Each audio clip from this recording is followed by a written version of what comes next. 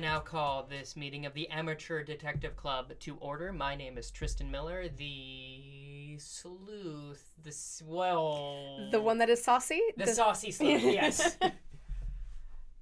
Oh, and I'm Melissa Meli, the spy. There we go. I'm Tyler Riley, cop and a half. Today's show is brought to you by Audible. Audible is offering our listeners a free audiobook with a 30-day trial membership. Just go to audibletrial.com/adcpod and browse the unmatched selection of audio programs. Download a free title and start listening. It's that easy. Go to audibletrial.com/adcpod. Okay, now that that's out of the way, what are we doing? We are talking about the #1 ladies detective agency. Specifically, the first book in the book series by Alexander McCall Smith, which was published in 1998. There have now been 19 novels under this series published between 1998 and 2018, over 20 years. And it is also it has one season of a series. Yes, on HBO, starring Jill Scott as Madame Ramatsui herself. Amazing. Very cool. So this is going to be fun because Tristan and I listened to the audiobook. Yes. Yes, we did. Yeah, we did. And I read it. Oh, look Like at me. a person. I'm literate. I'm Tyler. I can read. Ooh. Yeah, it was interesting because I was talking to my boyfriend about it, who was hearing me read it out loud. Hearing me, listening to the audio with you. book. Because I always you. talk about how I read it, and it's like I listened to it, so I consumed it. Mm-hmm. Yes, you did. Yum. Delicious. Like a cup of bush tea. Yes. But yeah, and he said, well, I mean, you know, if you miss it, because sometimes I'll like miss a detail for, you know, I don't know, I'm on the subway and I have to get off the subway and someone almost runs into me and I, you know, miss a moment of it. And he was saying, well, you know, you could like read it. And What a dunk. He didn't say it like that. But I was like, yeah, but then I couldn't listen to it while I was on the subway also and doing, you know, it's just one of those, sitting down and reading a book feels like a luxury in my life that I don't know how to put back into it. Because I used to do it all the time and I love sitting down and reading a book, but I don't know how to do it anymore. Yeah. I can understand that. Sitting down in one's own home and reading is a difficult thing for me as well. And I think a lot of people, and that's why, like, specifically as New Yorkers, the audiobook is great because you're going to the commute, blah, blah, blah. Yeah. But also, like, reading on the commute is something I like to do as well because it true. makes me look smart. And I like to feel superior on the L. Well, yes, as most people on the L do, I guess. Oh, yeah. But, Tyler, you found time to read.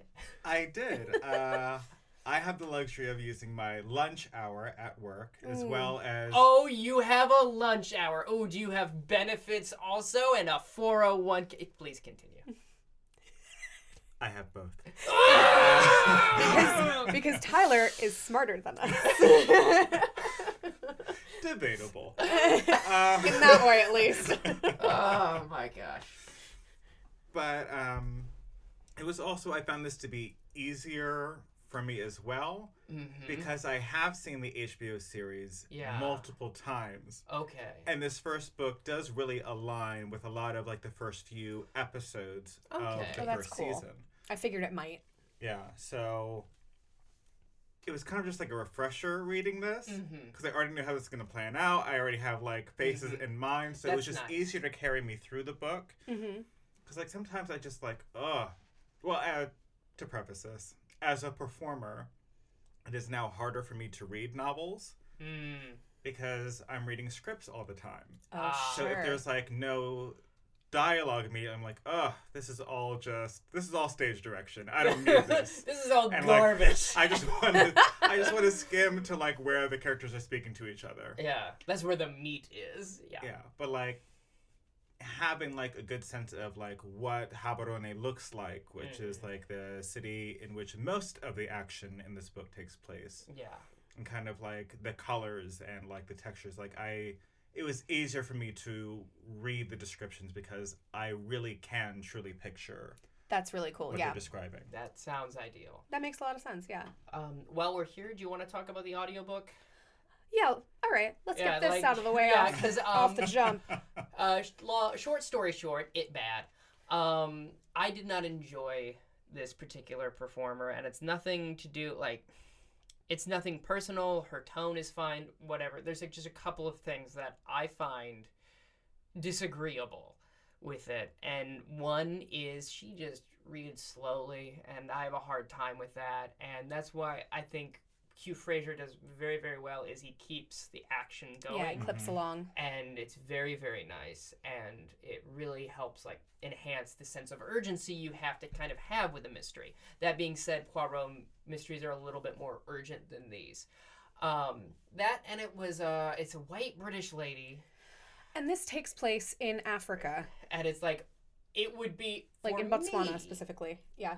It would be fine if she was superb. If she was so good of an audio narrator that it was like, oh, I fully understand why they...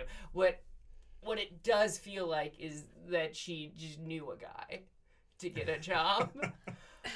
Yeah, so I found her very slow, and I didn't realize that it was a white British lady for some reason as I was listening to it, but I did find her very slow, and I kind of got used to the tone a little bit later, and so I found it less... Like, it didn't bother me as much as I read along, kept going further into it. Yeah. But it was, especially at first, very difficult to get into. And it did, like, it was very plodding. And I was just telling, and I got filled in, so no worries. But I did, at one point, I was, like, rather tired. And as I was listening to it, and I was like, oh, this is a very soothing voice. Oh, whoops, I should go back an hour in the book.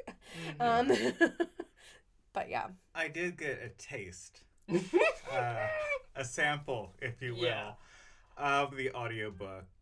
And it was then where I was just like, yeah, no, I'm going to read this instead because I just can't. Yeah.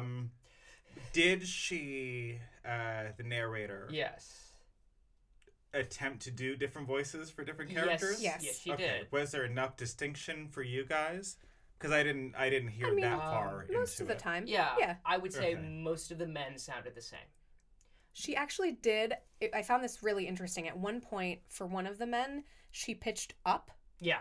Which was really fascinating. And I liked that choice because rather than just making all the men down here, which most of them were. Yeah. It was really interesting that, a woman raising her pitch was a choice for a man because, because you just don't see that a lot, right?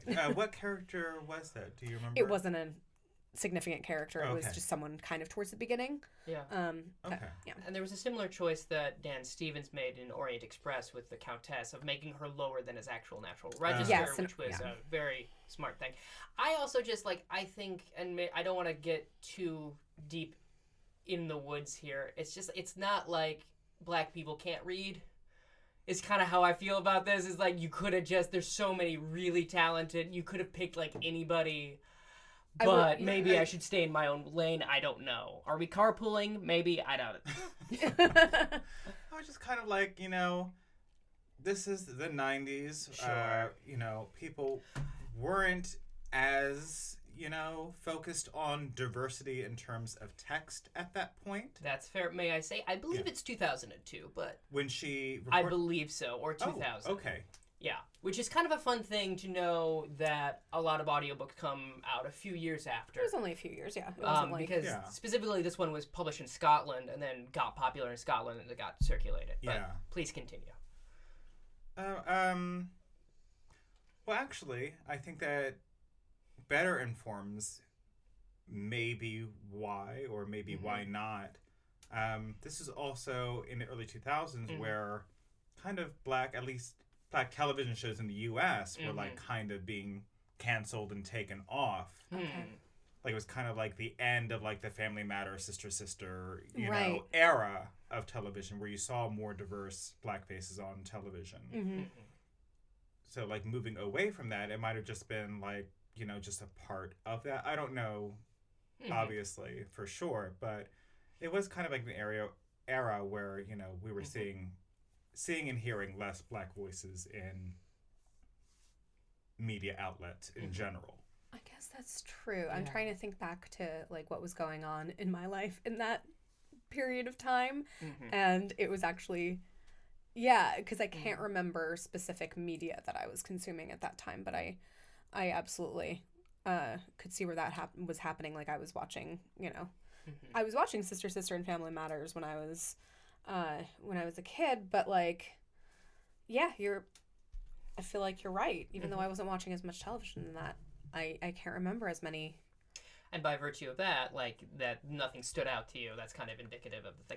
I will also say there is a BBC radio drama that I intend on purchasing that is seems to be a good alternative with a very nice, diverse cast, as well as, like, some narration that goes onto it. And BBC is generally pretty good when they're adapting books into radio dramas of having a consistent narrator as well. Okay. I'm interested to see how one-for-one it is. Yeah, I know they use the same Motsui for different books that they did the radio dramas for this series. Very good. But having not listened to the radio drama fully, I didn't want to put that forward just because if it did diverge off of like the narrative of this book, then that makes sense. So to give you guys a little peek behind the curtain, this curtains don't make that noise. What kind of curtains are you using? Stiff, weird, wiry curtains. I think they're called, the place's doors. Yeah. My favorite band, Curtains. Which is incidentally the name of the last Poirot book, I believe. Oh. Now we're all sad. And let's move on. Okay. Glad we took that beat there. So this is not like the books that we normally read or the stories that we normally consume in different ways. It is more like little sections, and which is why it makes sense that there were a lot of, or there could have been a lot more, I'm sure, but there was a television show because it reads like episodes of a television show. Yeah. It does. It's very serialized. Yeah, it is. I actually thought when I was first starting it that we were going to get like, you know, maybe one little one-off mystery, and then we were going to get into the big mystery. Exactly, And we never ever did. No? Not. I mean, kind of, a little bit. There's like some, I think, threads that go through more than one, but I don't think there's like a huge overarching thing, not in the way I would. Okay. I mean, there is, but it's not quite as... Yeah, okay, all right. There's way more little ones, especially beforehand, than... Like, we That's don't fair. get to the largest mystery of the novel we don't get to until, what, halfway through? I would say 2/3, almost. Probably. It was wrapped up in the last, like, 2 hours of the book. It was wrapped up, but it started in the first third of the book. Did it? Yeah. Okay, maybe we're just not observant. Or, because I thought it was much later. But we'll get into it. Yeah. So we're gonna touch on. We may not talk about all of the mysteries. So if we leave out your favorite one, sorry, I guess. But record your own podcast and tweet at us. Yeah. Tell us. We'd love to hear which we'll talk about them with you online. Yes. Anyway, on Amateur Detective Club, the Facebook page. Yes. Yeah. Share your favorite story. Exactly. We have a group also. It's very good. Talk to us on the internet. We love to do that. So yeah. I do love talking on the internet. So do I. So we jump into this by meeting Motsui, and her first name is Precious, which is great. And she did, however, I'm sorry, every time the narrator said "my precious," all I could think of all I could think of. But I'm like, okay, cool. Just block that out, move forward. Come on, we don't have time. But anyway, sorry. That's okay. I'm glad that we finally have gotten our Amateur Detective Club audience to hear your column. Yeah. because it's real good. Thanks. Yeah. So she has just opened up the #1 ladies detective agency. That is the name of her detective agency. Which I love because it is also the only ladies detective agency. Yeah. Yes. So it doesn't necessarily mean #1 as in the best, but the first. Mm-hmm. Yeah, that's why I love stuff that is audacious like that titles itself like the best podcast or the best exotic marigold hotel. Sure. The world's best cup of coffee. Yeah, Congratulations, guys. You did it. The original Ray's Pizza. All, 60 of them that there are in New York City. Which one's the actual original one? No one knows at this point. That's not true. We do know which one. Don't at me. At me, though, because I don't know. It's very easy. It's easily Googleable. But this is not a pizza. This is not a Ray's Pizza podcast. Pizza podcast. Oh boy. Yeah. So she calls it the #1 ladies detective agency, which is dope. Which is great. And we get right into it with one of her first cases where a woman named Happy comes in and she says, "So listen, there's a guy. I've never known my dad. My mom said that." He died when I was young, I think, or we assumed that he died. He went away to work. And never came back. Yeah, and it was believed because of a neighbor, one of his former coworkers, also was from the same town, returned. Yeah. And said that he believed when he was in the hospital one day, he saw her father being carted away dead. Mm-hmm. Sure. So he's presumed dead. Yeah. So Happy, never really knew him. And I think that the mom was kind of like, he wasn't that great to begin with or something. So no one was really that upset about it. So, oh no, there goes the lack of support I had anyway. It's fine. It's a net zero. Yeah, exactly. So, Happy's lived her entire life without her dad. And then someone shows up on her doorstep and says, "Hey, I'm your dad." And it is the tradition of the time that, when you are an adult and your parent needs to be taken care of, you take care of your parent. And that is just how it is. And that's what this guy needs. And so Happy starts taking care of this guy. And eventually she's like, "I don't think it's my dad. Yeah. I'm pretty sure this guy is not my father. And he's also kind of awful. He just lays about and does nothing. And I'm doing everything for him. Now, if this was actually my dad, I'd be like, you know what? That's fine. That's my duty. This is what I do. But I don't think it's him. So I'd really just like him to leave if it's not." Too much to ask. Yeah. Right? And she's also like, if you find out that he is my father, I will continue to take care of him because she is taking really good care of this man. Yeah. Who is just, lazing about her house. Sitting on the front porch drinking 1 beer a day that she brings him. Yeah. Ugh. And so Precious, I don't know why I called her Precious. She's almost never referred to that way. No. But I feel like it's easier for us as Americans to say than Marumatsue over and over. Yes, which is in the novel how she is referred to. But she goes over and says to the man, she says, "Are you Happy's father?" And he's like, "Oh, yep, nope, that's me." Oh. Yeah. Yes. I love this bit because so the line before it, she just goes, "What would King Solomon do?" Oh, yeah. And then she goes and does this. So then she says, "Okay, well, Happy has been hospitalized. She needs blood from her relative. And you are her only hope to live." To preface this, she has gone to her friend at the hospital and borrowed a nurse's outfit. So she's not just rolling up in plain clothes. That's right. I forgot about that. Great. And also, she's like, not only does she need some blood, she needs half of your blood. Half your blood, that's right. Which is so good. An insane amount of blood. And never true. And never the case. Which is like, how... like a geyser, like old people. Oh, disgusting.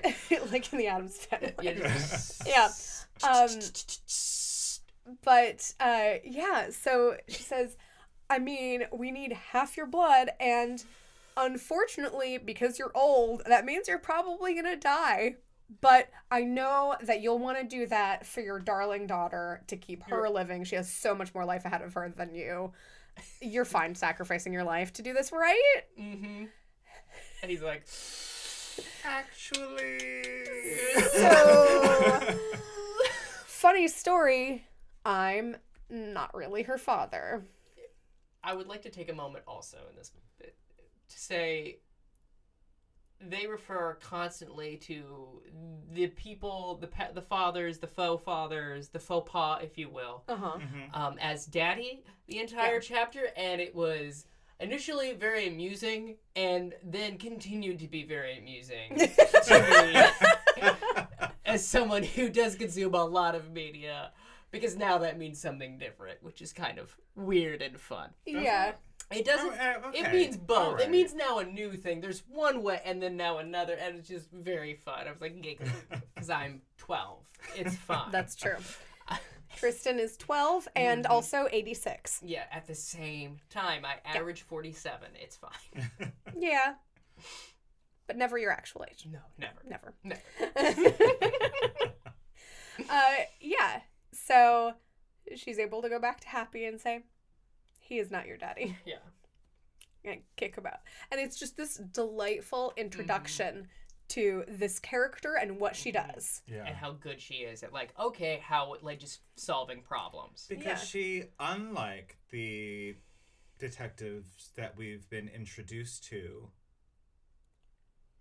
actually, for the novel's sake, as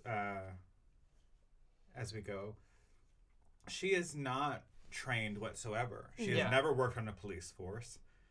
This is something that she just really believes in her intuition, and this is all about her love of her town, love of her country is like the reason that she gets into this business. And the deep curiosity she has about other people's lives. Yeah. Right. She's very observant. It's like Psych. And in fact, the only training that she has is Psych, a reboot. I love Psych. Anyway. Okay. The only training she has is she sends away for like this manual at one point, which is to amazing. England. Yeah. It's great. Because she's like, oh, where are all the detectives from England? They must be. Yeah, which is incredible. I will say in the beginning of this book, I very much did enjoy all the world building that the author puts in as well, of like figuring out what Botswana is like, and all talking about that whole chapter that's just from her father's perspective. Yeah. I found very beautiful and very moving. So the next chapter we jump into is clearly a flashback, and it's from her father's perspective. Because we learn at the very beginning that her father has died and left her money to start a business, which he did not think was going to end up being a detective agency. Yeah. And I think actually it is later that they do the scene with, him dying and her being like, don't worry, Dad, I'm going to start a detective agency. And he's like, wait, what? No, that's not what I meant. And dies. It's like, beans. Which is very sad, but it's a little funny too that it's like, oh, well, you don't have time to argue that one too much.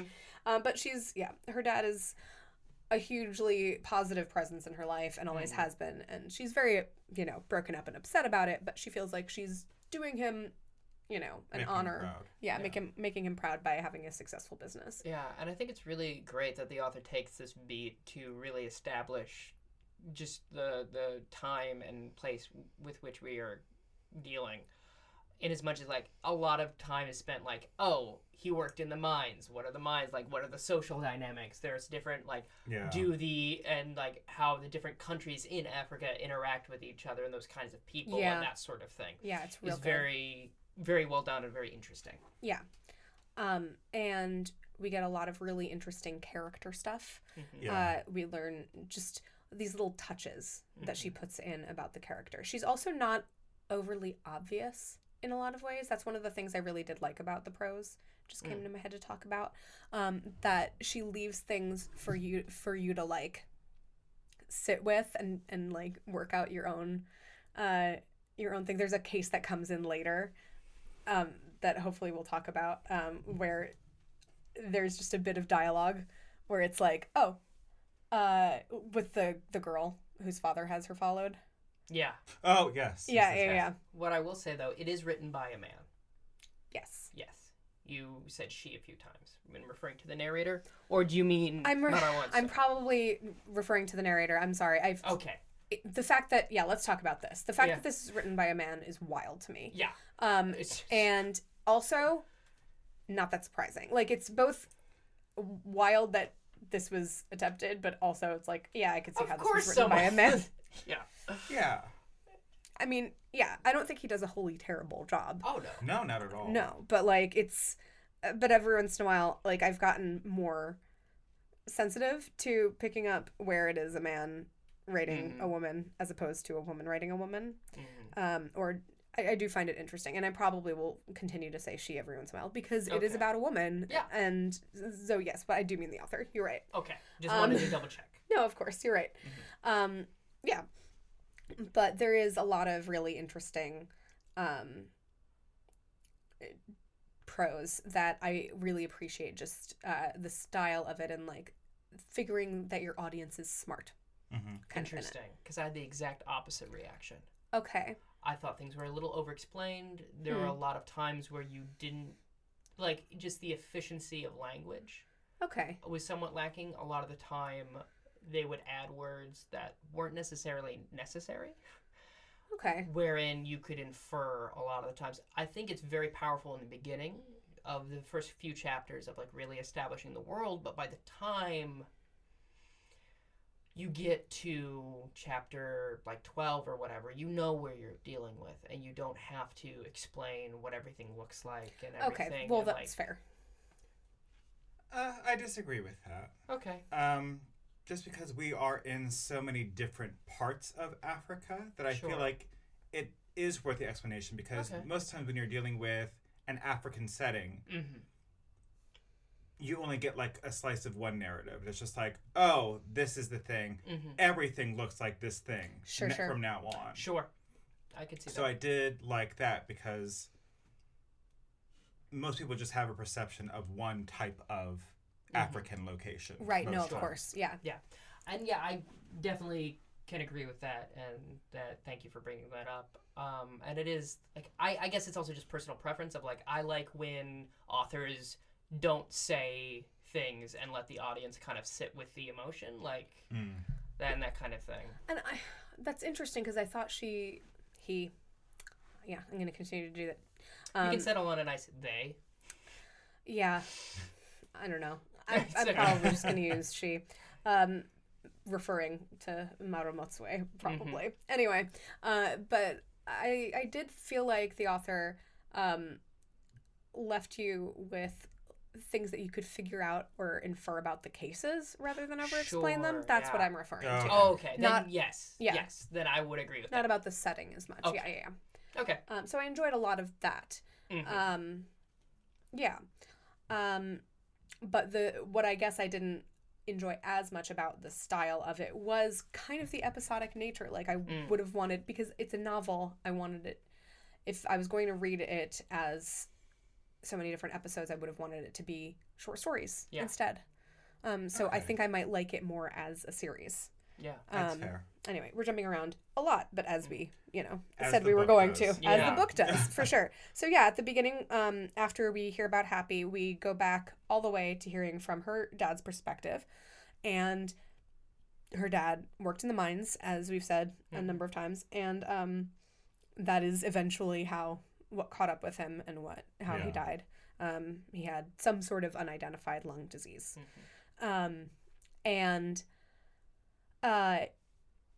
So we get his perspective for a little bit. We get to hear how Precious grew up, and we learn about how she was partially raised by her father's cousin. Yeah, basically an aunt figure, even though it was technically a cousin.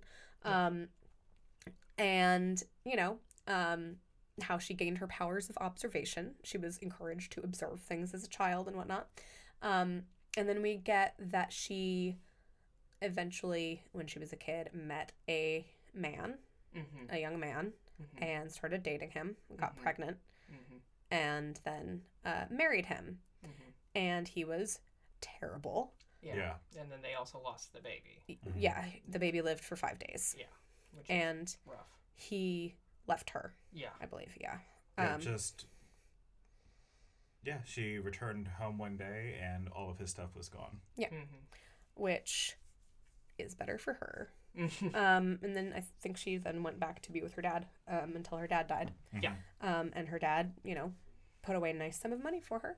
And then we get the detective agency. Yes. There is this whack little part of her growing up where she's also sexually harassed by a kid in her school. Which was the weirdest divergent thing. I think indicative, I think the author is giving Maru Motsue as many opportunities to dislike men as possible.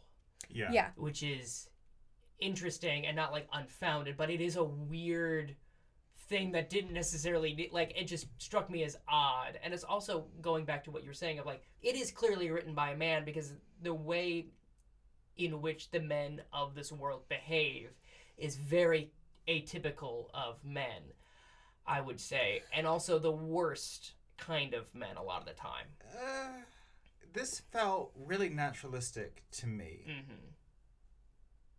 It seemed that the men, because you come across so many different types of people in your life that it never felt false to me. Sure. Mm-hmm. Because I think we've all at one point observed a lot of this type of behavior at some point in our lives. It is very condensed because it is one novel. Yeah. Yeah. But this is over the context of different points in her life, and so I don't think it was out of place. It was just an odd thing that stood out of okay, now we're dealing with this thing. So I was thinking about this a lot because that's the type of thing I think about. Is that I found there to be two types of men in this book, pretty much, period. Good guys and awful guys. And the good guys sometimes also still said gross things that were, of a time were very traditionally masculine. I remember at one point the doctor who was a friend of the family was oh, a father changing the nappies of a baby, what? The world isn't ready for the dad to do that kind of job. And I was gross, dude. Because they're also talking about cooking right before that. It's why should I learn how to cook if I have a wife? Yes.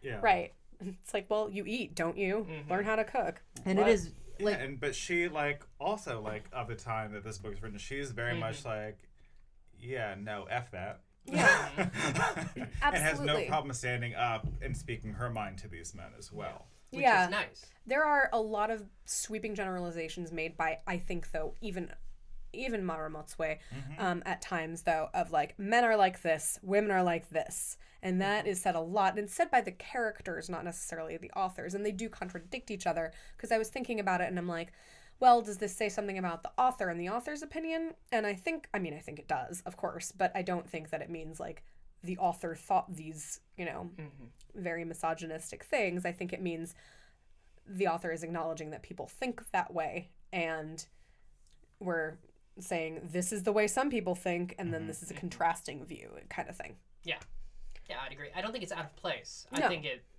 is just indicative of the situation in which the characters find themselves. Yeah. But there are a lot of awful guys in this. Yeah. But it's great that she had, and I think that's why it's so important that they establish how great her dad was to her, because she has that carrying her through. So she doesn't, completely discount every single man in her life. Right. She says, this is a good man, about a few different characters. And these men that are all after Maru Motsue. Oh, yeah. At one point, because she's trying to, one of the cases is she's trying to prove that a wife comes to her, prove that my husband is cheating. Yes. So she seduces the husband, and he just says, I love a fat woman. And I'm just okay, this is what we're dealing with. It was it was shocking and kind of funny, but it is also just you would never say that in here. Here now, which is fascinating.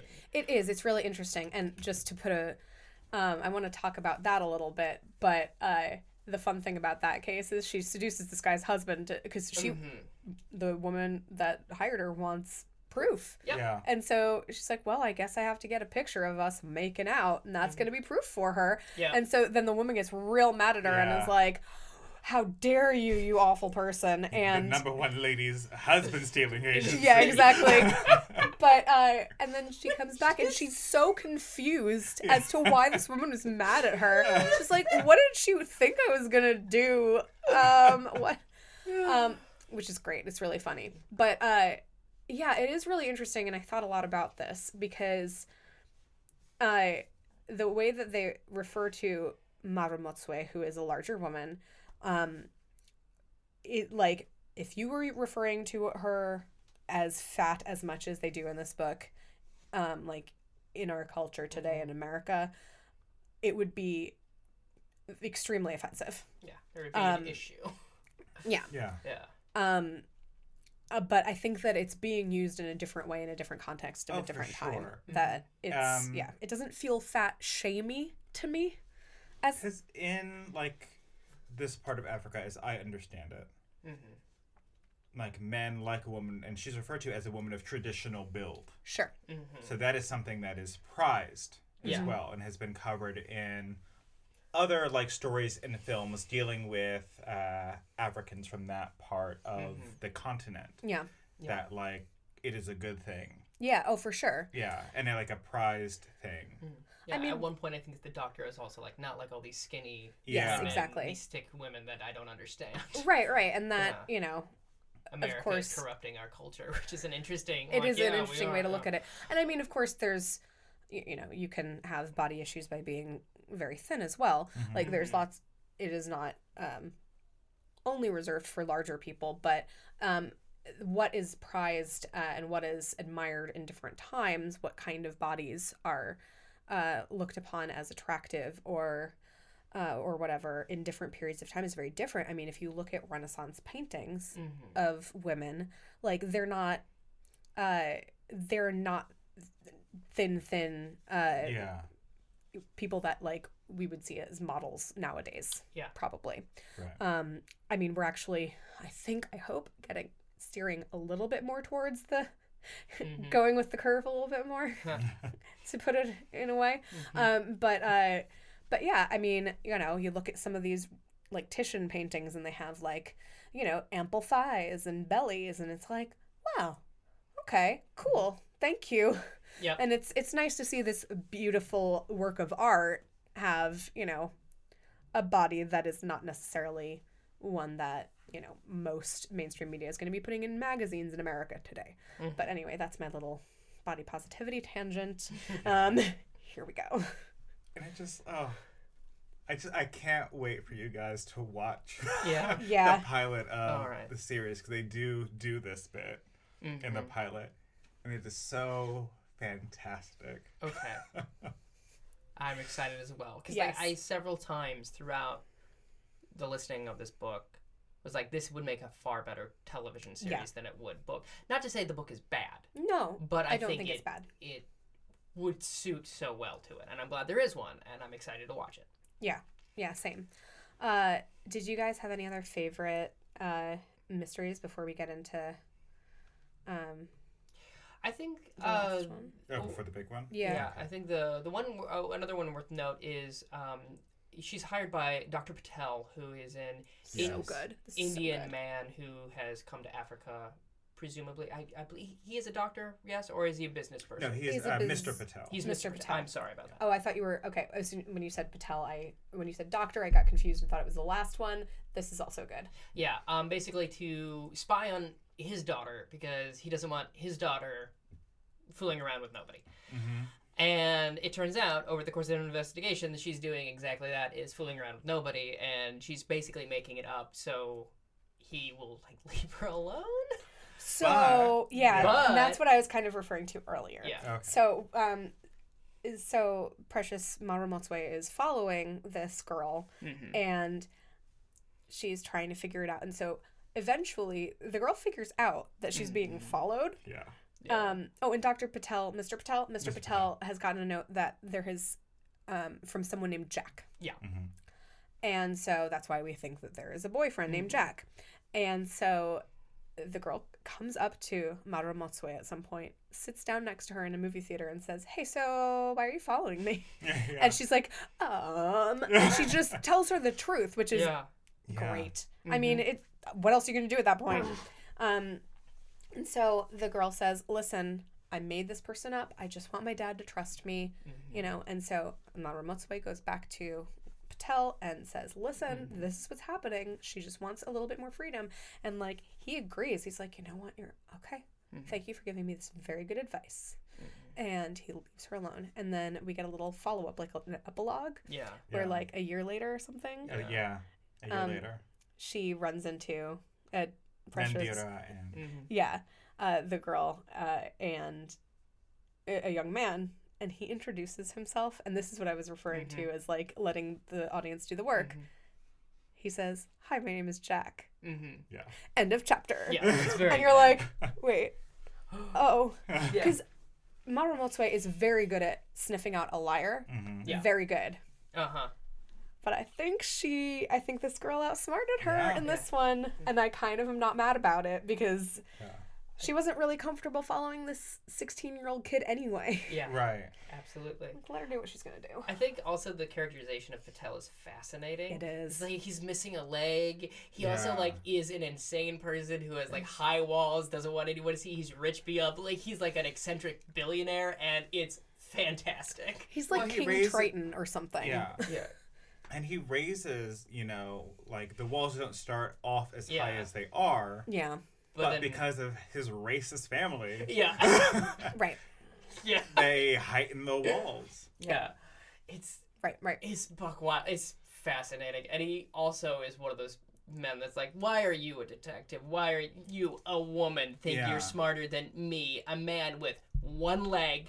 Not saying that has anything to do with intelligence. Right, it doesn't. It doesn't for sure. But it's fascinating and very interesting, and.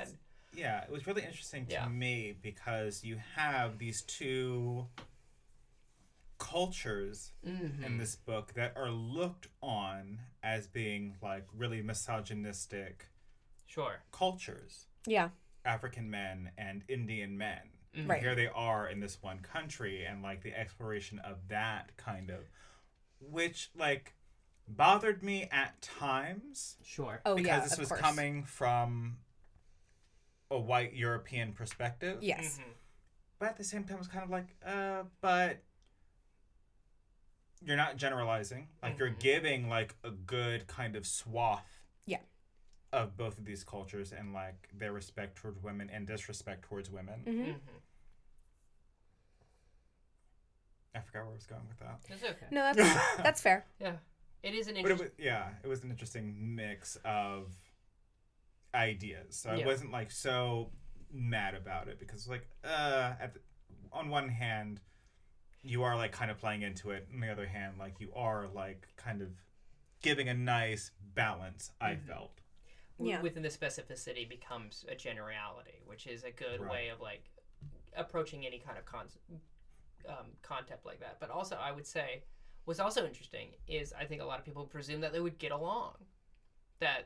Because they seem to have similar views on women. Oh, when Indian they don't. men and Right. Yeah, because they're still like, no, he's still a foreigner. We don't understand him. Right. And I think there would be a large assumption, specifically of white people going, well, they both look similar enough. They seem to have similar views. Why aren't they getting along in any way? And it's like, no, people don't, like, cultures are different across the, like, ugh.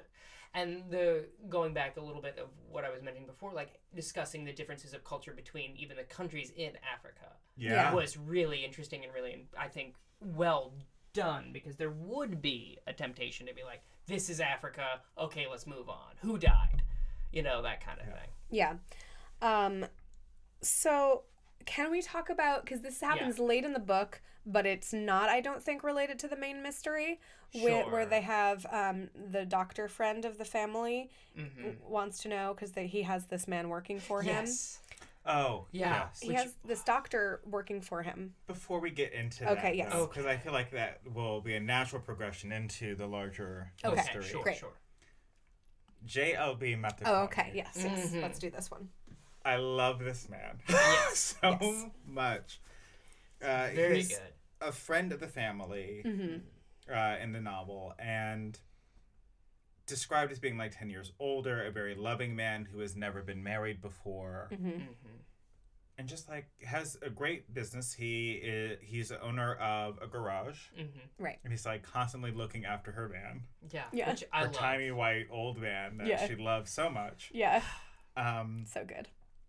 And he is very much in love with Madame Watsui. Yeah.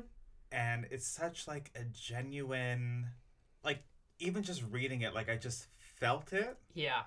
And there was one part, and I texted you both. Oh, yeah. And I was like, did you get to this part of the book? Because like, it just hurt so good. Yeah.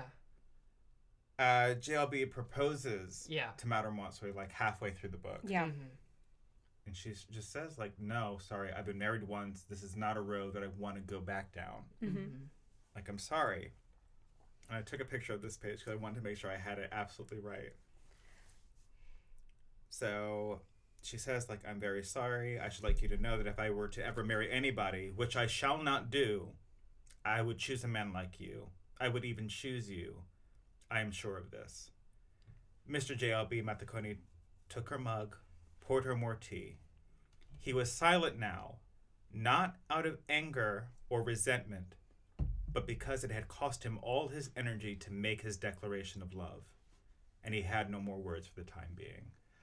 I just thought that was so beautiful. It was. It was a gorgeous passage, and I actually ended up listening to that twice because during the time when I nodded off a little bit, this was around there, but I did remember this part. But when I was like, okay, I think it was around here, and it ended up being that chapter. I was like, oh, okay, yeah, no, I'll listen to this again. I do want to listen to this again, and that struck me too. That exact passage also struck me because it was so beautifully described, and I also really love it because like his level of affection is like that of like, I would almost say like an 8-year-old boy, of like, oh, shucks, I just really like this person. And it doesn't have any of that angst that you get when you're like in your teenage to early 20s where you're like, I just, right. It's just like, oh, man, I would have really, okay, that's fine, whatever. I'm just happy to be here kind of thing. Yeah. And it's really lovely. And it's also like a really kind of good example of like how you can deal with that in real life of like, okay, I like this person. They don't want to, that's fine, but I'm not going to stop liking them and be angry because, like, that's not their fault at all, which I think was very, very well handled, and it's a nice contrast to a lot of the other men in the book. Yeah, for sure. He is a wonderful character. It's so great. It's very, very good. Yes, so this, like, last side mystery in the book, I guess. Okay.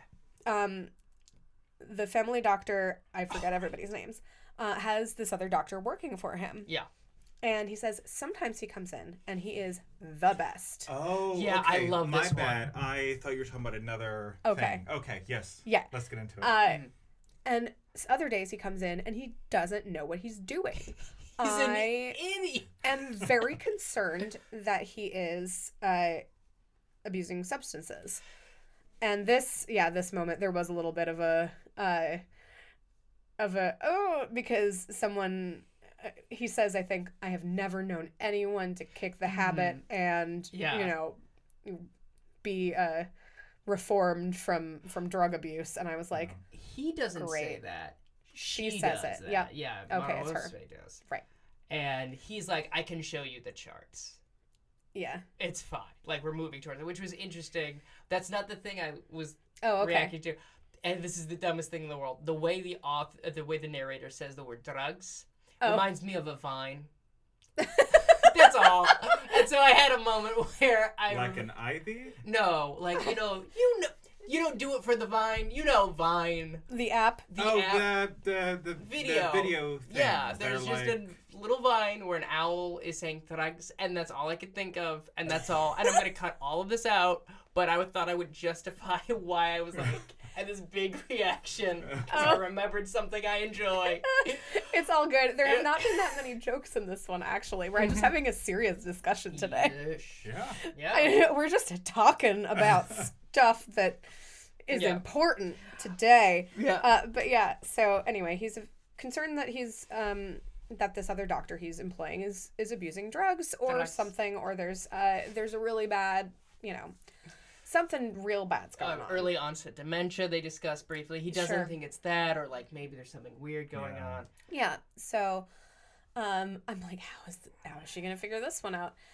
So Marumotsue goes to his this doctor's house, finds out where he lives, and the doctor finds out that he lives in another country. He lives in another country, and she follows him to the border. She forgets her passport, and then the next day he's back again. Mm-hmm. And she's like, oh, he must have only been there for a day. Well, that's weird. Why would anyone spend a day in a country, or a night actually, because it's the morning? That's odd. Yeah. But then she figures out he lives in the other country. Right. So she eventually goes to the house, this guy's house, and he comes outside and says, hey, what are you doing here? Yeah. She's snooping around. And she says, well, I used to live in this house, and, I am just taking it all in for nostalgia. I'm revisiting my childhood home, whatever. Yeah. And a very good lie, by the way. Such a good lie. I was like, how are you going to get out of this one? That's the perfect way to do it. And then the way she says it is great. I don't remember the doctor's name, but whatever it is, she says... Mokoti, right? Mm-hmm. Oh, is that what it is? Maybe. Something. I can't remember. Yeah. I'm sorry. But I see the doctor.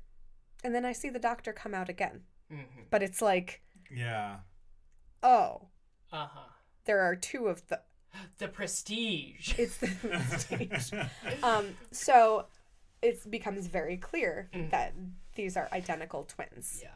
And so there's two of them. And I actually don't even remember how she steers the conversation in this, but... One says, oh, well, we both work as doctors. I work at this one place. And she talks to the receptionist at the office. At the office the next day, yeah. Well, no, I know. But, in the conversation with them, she says something that gets them to say, well, I work at this place and I work at this place. Yeah. They say they work at two different places. Yeah, one's a surgeon, one's a general practitioner. Yeah. Okay. And I think it was something as simple as, what do y'all do for a living? Maybe that's what maybe it was really just that. Yeah. And so they say, okay, yep, check out the garden as much as you want, have a cup of tea. Mm-hmm. And so she does, and... So much tea. All the tea. Bush tea.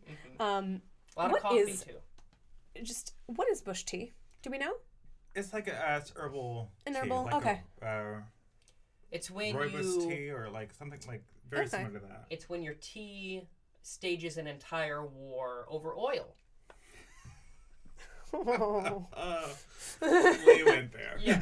Well, I would like to point out, y'all didn't, but I am constantly willing to go there. There we go. So yes.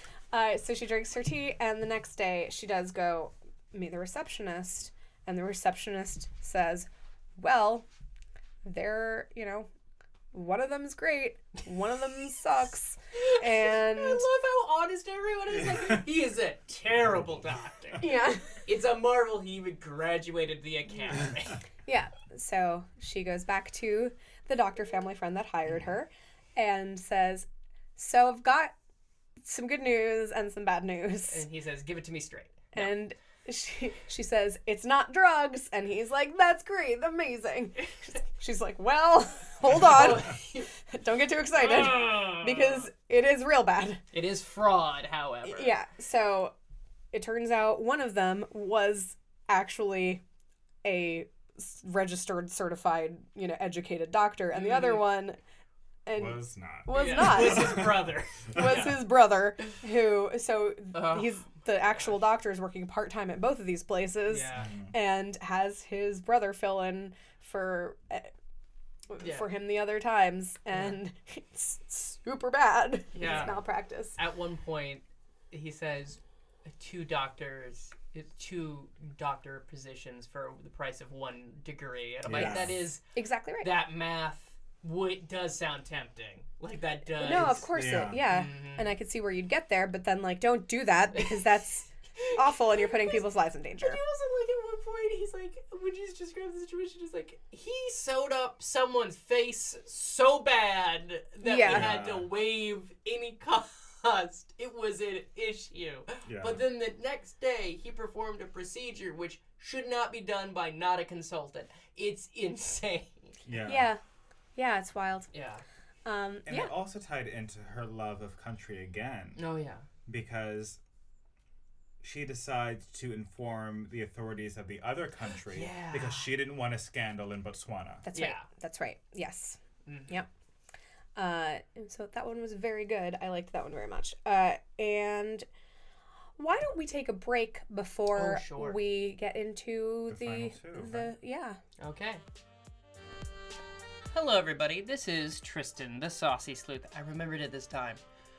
As always, you can find us on the Scavengers Network. We're adding a bunch of new shows there, but you can also find Myth Takes there, as well as Historical Hotties, a show on which both Melissa and I have appeared.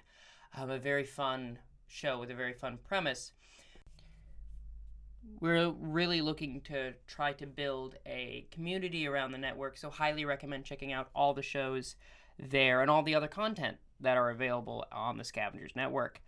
Today's program is also brought to you in part by Patreon. You can go to patreon.com/TristanJMiller to support us there, along with some other content I create. I have 2 other podcasts. One called Positive and Negative, in which I discuss the intersectionality of mental health and the artistic temperament, on which both Tyler and Melissa have appeared. The other one is called Animazing, which I do with my girlfriend Christina, where she guides me through the wonderful world of anime, because I'm new to it, but it's pretty fun, and I like it a lot. So you can go to patreon.com/TristanJMiller to support this program, as well as what I believe to be other fine programs. Okay, so thanks for listening to all this stuff. Also, join our Facebook group if you hadn't been already. Also, please tell your friends about this. If you enjoy the program, word of mouth is the best way to get people to listen to podcasts. Okay, let's get back to the show. And now we're back. Already? Yeah. Oh, boy. That felt like no time passed at all. What great advert that was. Yeah. Mm-hmm. A singular advert. Good promotional stuff there, Tristan. Bows deeply. Now we're reading stage direction. Exit. Oh, wait, no, not yet. Yep. So, another family friend. A lot of family friends. A lot of friends. Mm-hmm, It's a very close community. Approaches her about a factory that he runs. And one of his employees who has made a claim against him for a lost finger. Yeah. Oh, yeah, this one. Okay, Here, boy. Where's it go? So... I thought you were calling the dog that is in the other room. No, I was doing a bit. Okay. I got lost in the bit. So, he feels that he does not owe this man money. He's like, yes, there was an incident recorded in our books, but like this just feels off to me. Yeah. I don't like this. Yeah. This guy seems weird.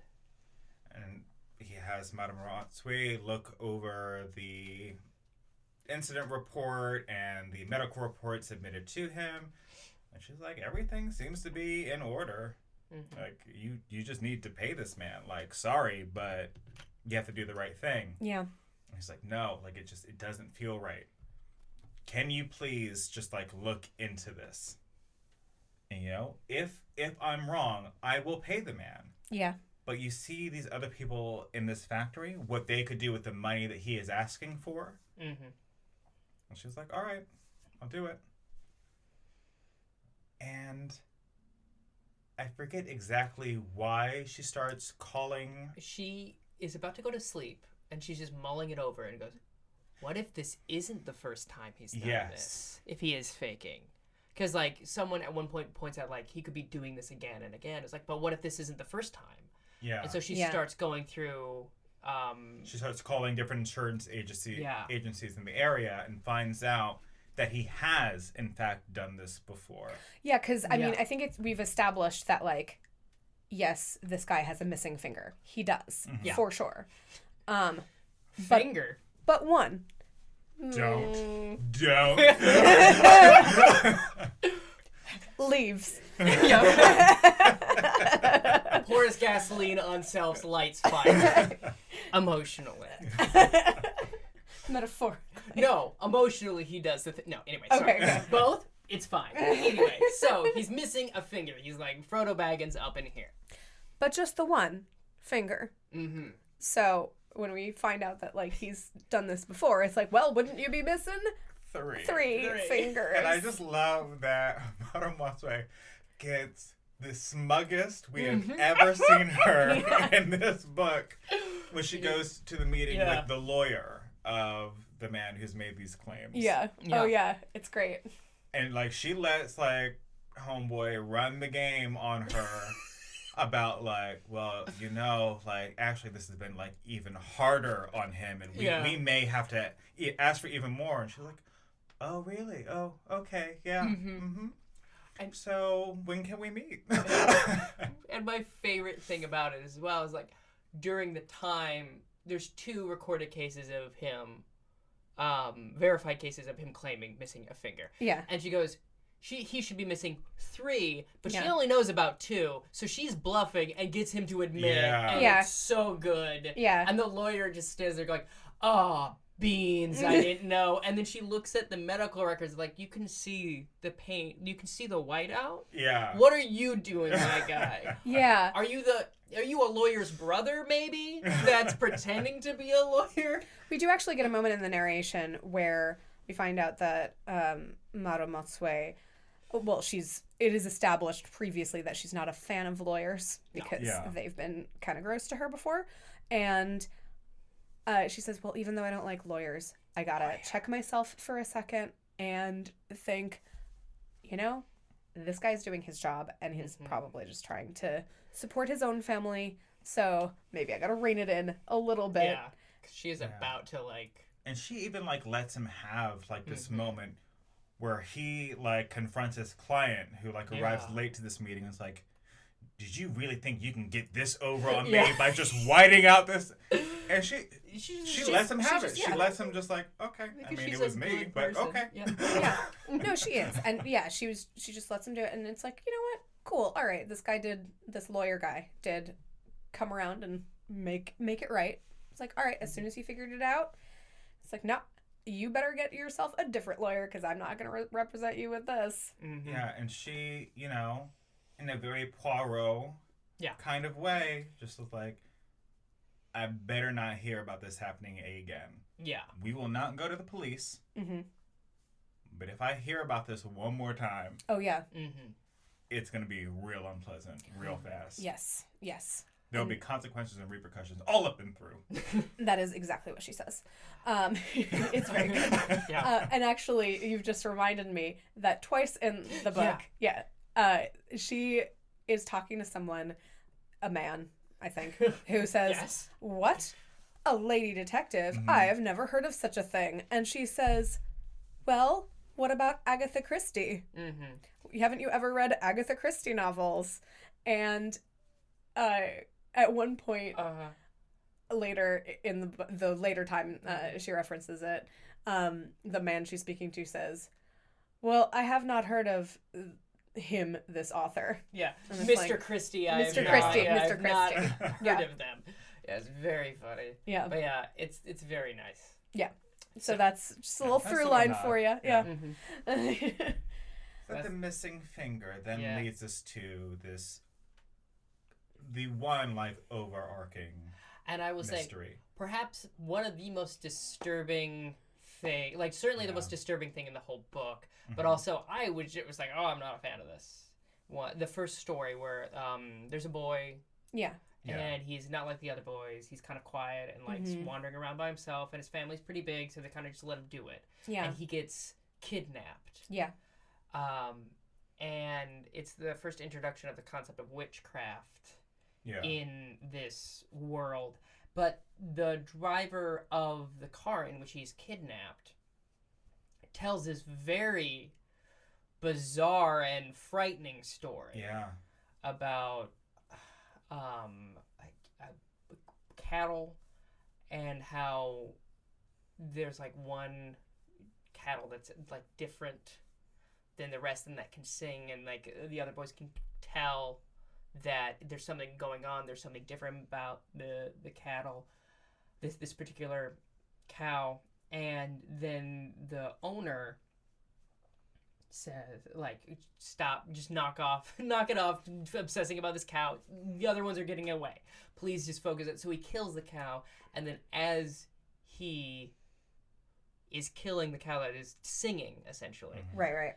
He realizes that his brother was turned into a cow or something, and he can't help, and he was never, like, and he just became, and it's the most disturbing, bizarre story I've ever heard, but also wonderfully done.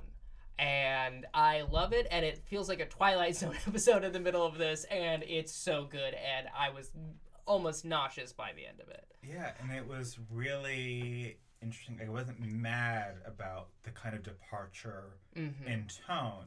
So we have like this lead up of like, you know, smaller cases, and we like this comes pretty soon after the bit where we get the chapter from Obed's perspective. Yeah. Okay, that's right. Yeah. Okay. Her living with her father's cousin and husband. And this kind of like happens like Madame Watsui is not referenced once in this chapter for like the first time. Like it is like strictly about this child. Yeah. And what is going on with him at this moment. Yeah. So that happens. And then we get about midway through. That happens like the first third. Yeah. Somewhere, end of the first third. That's right, yes. And then about midway through the book, Madame Watsui receives a letter from the father of this child. Yeah. Saying the police have looked, but like nothing's come of it. And he's like growing distrustful of the police. And he hears about Madame Watsui. And, you know, writes this letter that's just like, I'm a teacher. Like, I don't have that much money. Like, I know I probably cannot pay your rate, but please, like, do something. Like, this is my child. Like, my wife has grown sick with worry. We don't know what to do. We don't know where else to turn. And Madame Watsui is just like, this breaks my heart, but, like, there is nothing I feel like I can do. And kind of lets this go for a while. Right. Yeah. And then our friend JLB. Notorious. Yeah.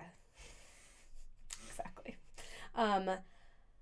Discovers a little bag in the glove compartment of a van that he's surfacing. Yeah. And, he opens it and he finds a human bone in it. Yeah, what he believes to be, and then she goes to a doctor, and the doctor's like, "Yeah, this is a finger of a boy." Yeah, like a child. A child's 8 finger. or 9. Yeah. And it still got skin on it. Yeah. Which is terrible. Yeah. And pretty soon after that,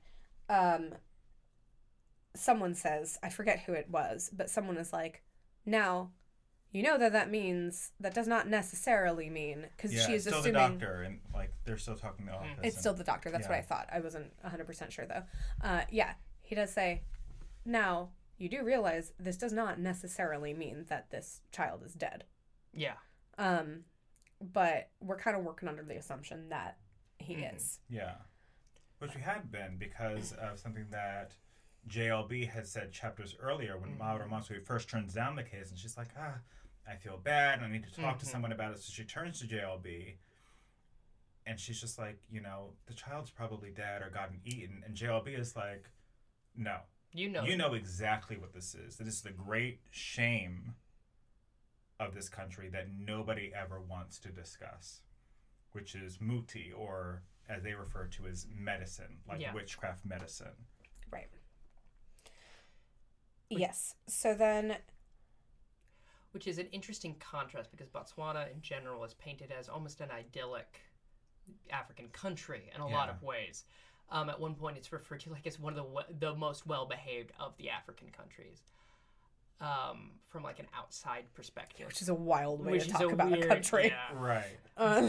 But like there's more peace and prosperity than the surrounding, and then having because they like were able to drive the British out and like take claim of their own diamonds, which South Africa wasn't quite able to do. Right. Yeah. Yeah.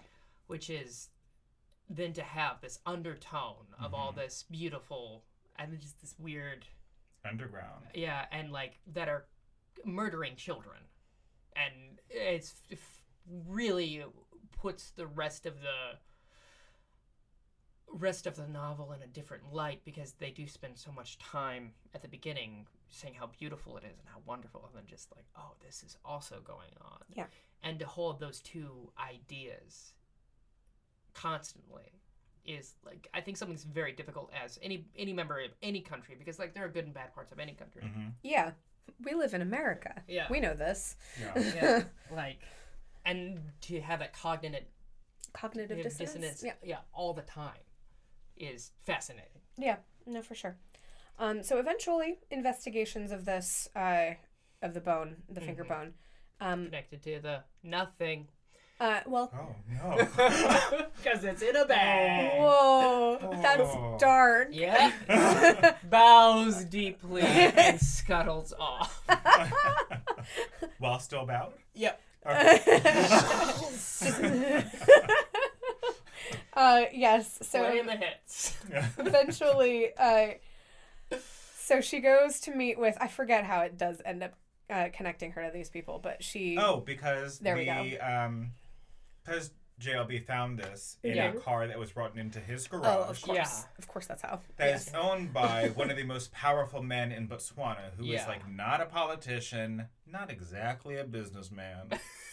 He is, like, essentially just, like, this mafioso type figure that's just running around the country, like, doing favors for people. Yeah. And we know from Devil in a Blue Dress what that means. Yeah. Yes. So the car is brought in because they got hit. Yeah, the windshield's broken, etc. Yeah, that's right. That's right. Not yet. Not yet. Not yet. Not yet. But the car is damaged. The glove, he's, like, doing work. He has to get to a box in the, like, through the glove compartment. Mm-hmm. And the pouch of muti, or medicine, falls out. Yeah. Yeah, with the finger. He's like, oh, God, what do I do? Yeah. He calls Marumatsu. Yeah. Brings her in. They talk about, you know, the different possibilities of what this means. And, like, he's like, I have no idea what to do. He's such a powerful man. And Marumatsu, like, lets him talk. And she's like, well, here's what we're going to do. Yep. We're going to break the windshield, say that the car was broken into at the garage, have him come and check to see if anything is missing. So smart. And when he finds that something is, you will let him know that you know of a lady detective who is wonderful at recovering lost items. Yep. Yeah, so smart. So smart. And then you will connect the two of us. And I will take it from there. And she says it, as the book says, she says it with such confidence that he has really no choice but to believe her. Exactly. And then it plays out exactly as she says that it would. And the meeting is set. And she meets up with him. And this is part of the thing where I'm just like, having watched the series multiple times. Yeah. Oh, okay. This was a departure. Like, one of the very few departures from the series and the novel so far. So they meet at Charlie Gotsu's, it's not his house, but, like, it's some, like, warehouse type thing, right? Where they meet. I wasn't clear. It's like some building that is, like, not a home, essentially. A neutral location. Yeah, but not the gym.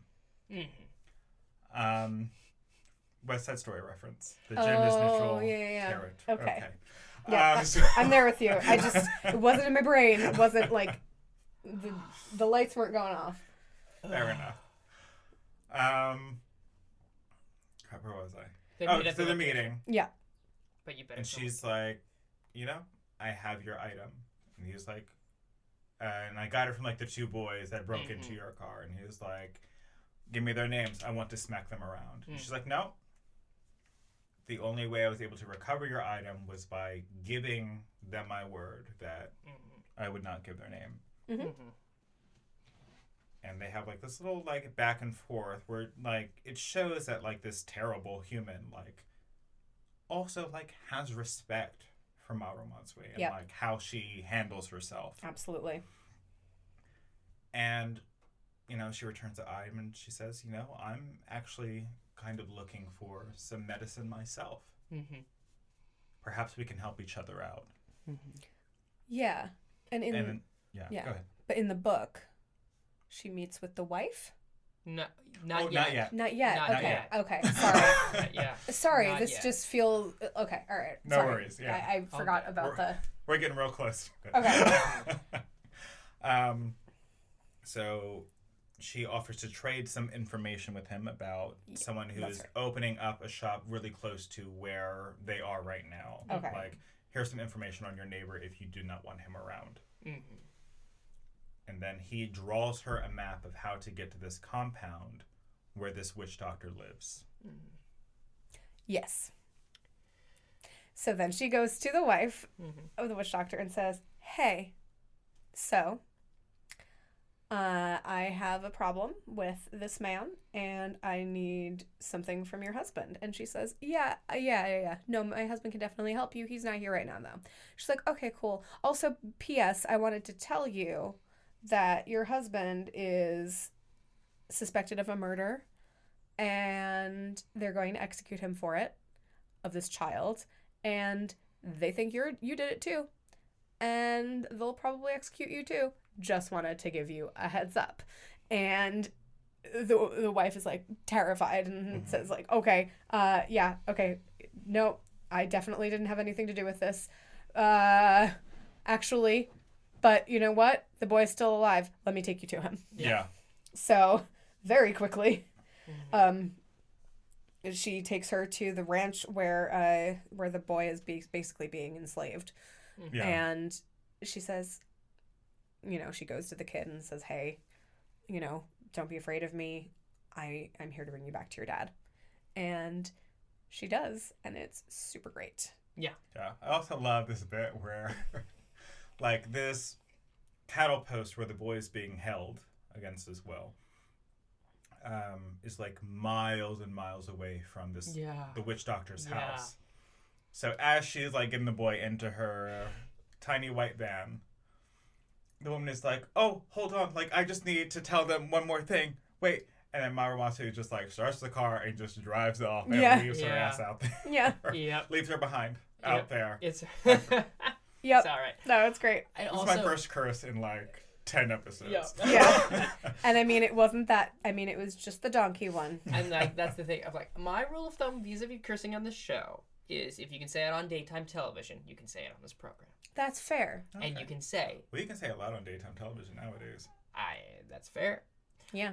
The thing I thought you were going to mention is as they're walking to where the cattle are, the witch doctor's wife was like, hey, so I'm trying to be friendly with you. Oh, and yeah. I'm trying to engage you in conversation. And Maru Matsui good. just goes, I don't like you. I don't appreciate what you're doing. Just lead me to the boy. I don't want to speak to you. Yeah. And for 2 hours, they walk in silence. Yeah. Which is bold. Yeah. Oh, it's so good. It's very good. Yeah, it's really great. Mm-hmm. And this, like, the description of... This is, like, the one time I was kind of let down by the book. Oh. In describing. But only because I've seen... Sure. Again. Mm-hmm. If you don't know that I've seen the series, I've said it, like, 20 times. What? This episode. Tyler, I just wanted to be clear. Did you see the series? Yes, I did. Oh, okay, excellent. On HBO. Oh, on HBO? Yes. Very good. The home box office? Yeah, so if you have the HBO Go or HBO Now app, you can go ahead and watch the series. Can be like Tyler. And tell your friends you've seen the series. So the thing. The description of the father and son being reunited was kind of a letdown for me. Oh, yeah, there wasn't as much. Yeah. Like, get some of that emotion out. Yeah. Milk that emotion. Gross. You gotta milk that heifer of emotion to get that good white Emmy juice. And what? see, I thought I said a bad thing, and then Tristan just took it. I'm always willing to jump on the grenade of having said the worst thing in the last 5 minutes.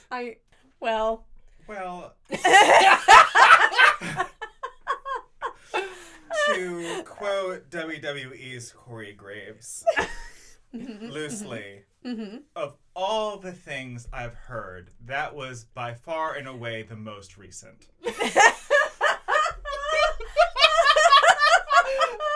Maybe you should leave that bit in, Tristan.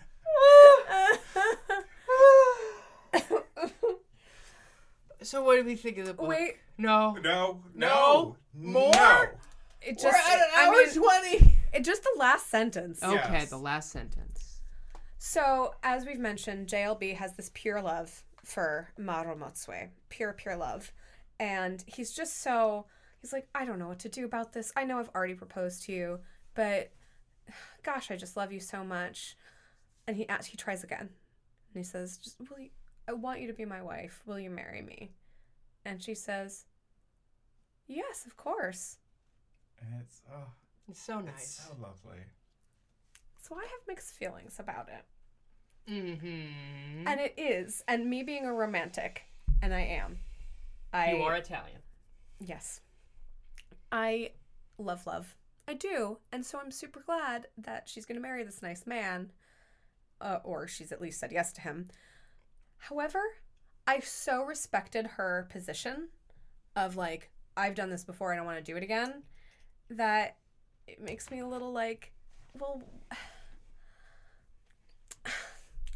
but I mean, you were just so, like, not everyone has to get married to have a happily ever after. No.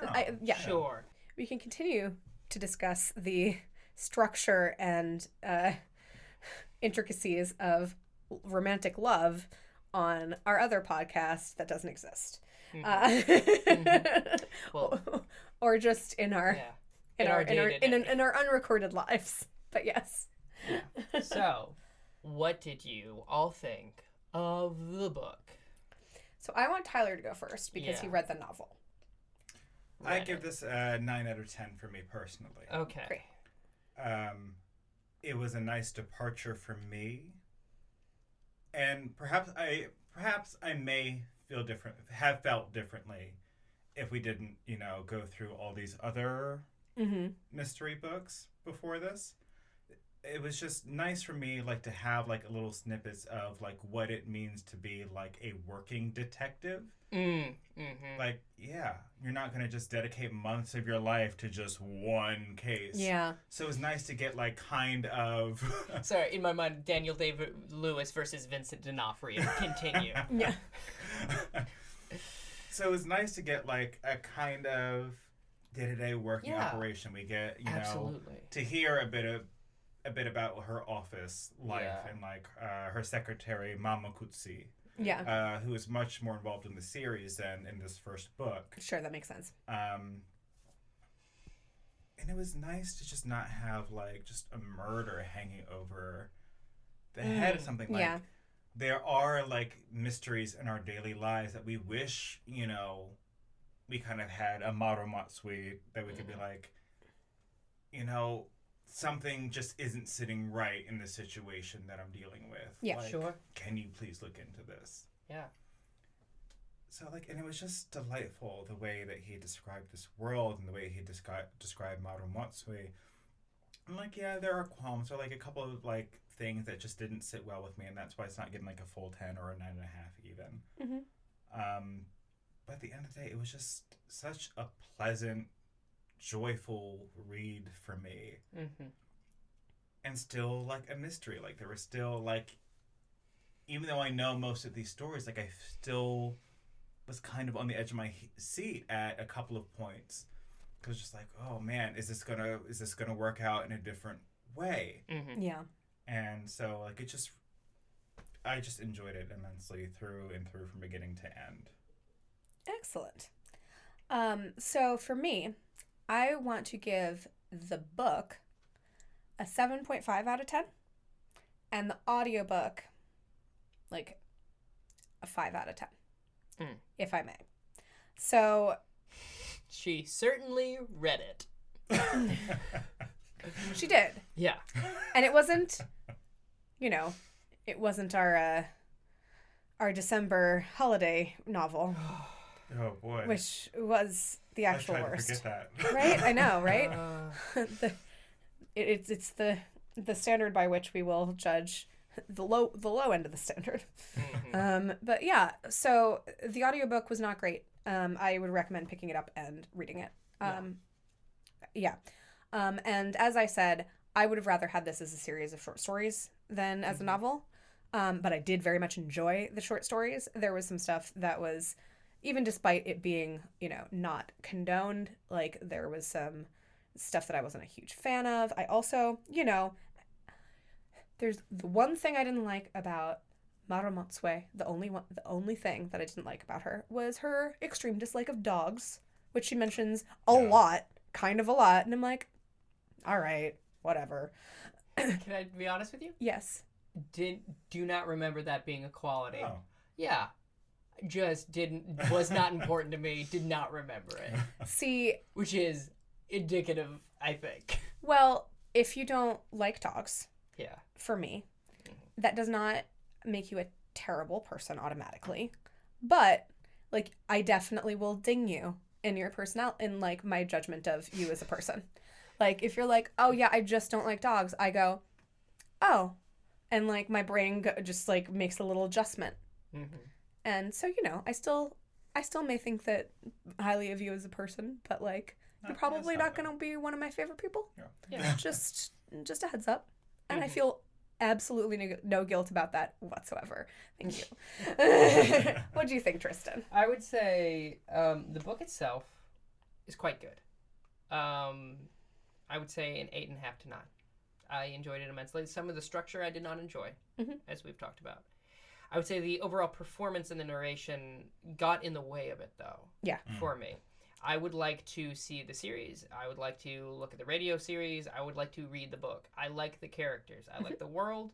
I'm excited to move forward and experience those things. But, my gosh, just the slowest, most plotting, which isn't like... Which I feel bad on dunking on, like, someone who is trying to do a job. Sure. And I feel guilty about that because, like, I'm in the middle of doing an audiobook myself, and it is a difficult thing. Yeah. But it's also, like, she also does a lot of audiobooks. And so it's one of those things of, yeah, she's, like, on the staff of recorded books. So it's one of those things of, like, she clearly is hired to do that, which is not something I enjoy. And that's not a judgment per se, but it's not for you. Yeah, it's not my cup of bush tea. That's what you did there. Yes. There we have it. And it's fine. But I'm excited to watch the series, and I'm probably going to just get the radio drama and listen to it, because it was very, very enjoyable. Amaro Motsue, as a character, I find very, very lovely. Yes. And it's also nice having a woman's perspective on detecting, and I presumably will get to Ms. Marvel at some point. Probably, and I keep rallying about Murder, She Wrote. Yes. Yeah, because I grew up on Murder, She Wrote, and I love it so very much. Mm-hmm. But yeah. And it was very nice, and it was nice to take a reprieve from England and how English people behave. Yeah. Yeah, and we'll get back to Poirot. We will. Mm-hmm. Yes. Yeah. So. All right. With that, I think we can call this meeting adjourned. Gavel sound. Oh. Right?